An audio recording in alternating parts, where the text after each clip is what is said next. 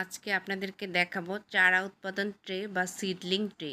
চারা উৎপাদন ট্রে হলো একটি আধুনিক কৃষি যন্ত্র যা প্লাস্টিক বা অন্যান্য উপাদান দিয়ে তৈরি।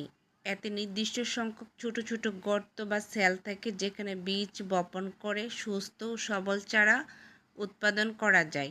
ট্রে ব্যবহার করলে চারা শিকড় ছিঁড়ে যাওয়ার সম্ভাবনা থাকে না, চারা দ্রুত বাড়ে ও রোপণের পর দ্রুত দৈহিক কার্যক্রম শুরু করতে পারে। এই পদ্ধতিতে চারা উৎপাদন করলে রোগমুক্ত চারা পাওয়া যায়, প্রাকৃতিক দুর্যোগও সহজে চারা উৎপাদন করা সম্ভব। মাটির চারার তুলনায় ট্রেতে উৎপাদিত চারা 10 থেকে 15 দিন আগে রোপণের যোগ্য হয়, যা আগাম ফলন পেতে সাহায্য করে। অল্প সময় ও কম পরিশ্রমে অধিক চারা উৎপাদন করা সম্ভব, যা কৃষকের জন্য খুবই সুবিধাজনক। প্রতিটি বীজ আলাদাভাবে সঠিক পরিবেশে বেড়ে ওঠার সুযোগ পায়। কম বেশি চারা উৎপাদন করা যায় প্রয়োজন অনুসারে। ট্রেতে কোকোপিট বা ভার্মি কম্পোস্টের মতো উন্নত মানের মাটি বা মিডিয়া দ্বারা পূরণ করতে হবে।